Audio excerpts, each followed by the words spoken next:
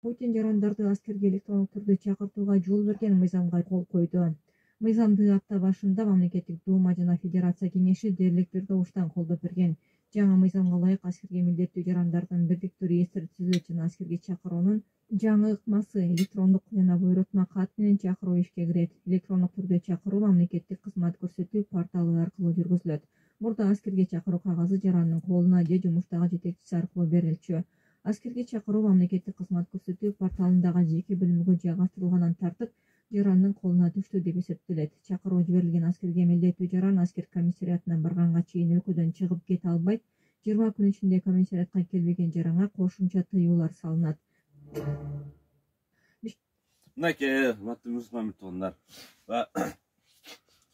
Не захуй российский паспорт алып алып, бизнес кыла албай, жашоосун оңдой албагандардын көбү Америкага качып кетип, азыр Америкага барып алып, $250, $150 немеде иштеп жүрүшөт.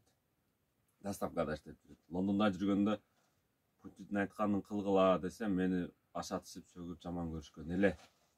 Мындайда тууган, биз жактын паспортун алып калсаң эле бактылуу болуп кетпейсиң да, негизи.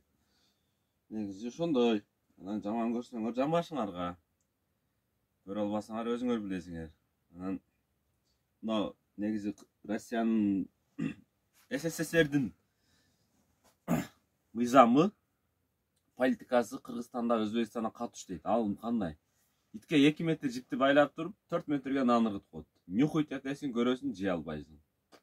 Ошондуктан мен айта турган нерсем, кеңешим да, Россиянын паспортун көтөрүп эле жүрө бербестен, убагында бизнес кылыш керек эле, арзан убакта движенияны кылыш керек эле. Кыла албадыңарбы? Эми мынакей. Ограничение болот, соттолосуң. Москвага ишенген Кыргызстан, Өзбекстан, Казакстан, башка Белоруссиялар шарменде болуп калды. Мындайча айтканда, нәк болуп калды. Ошондуктан Текебаевтай политик болбосом дагы заранее билгенмин, Россиянын паспортун алган эмесмин. Чын. Просто подушка безопасности коюп, ЗАГС, МАКС, анан үй студенческий жолдору бар дегенде, ип ачып койсоң болот, департкан дворениеден алыс жүрөсүң. Паспорт алса эле бактылуу болуп кетти эмес, паспортун алып өлүп келгендер канча. Америкага семьясы менен качып кеткендер канча. Убага келет. Если Россия сильный болуп кетсе, олор дагы жазалайт, көрөсүздөр. Эч жаат болбогула. Главное, мыйзам менен жашаш керек, дин менен жашаш керек. Көп четке чыкпаш керек, туугандар. Боло берет деп алып алып, мына көрдүңүздөр, ар бир нерсенин өзүнө жараша кыйынчылык болуп калат.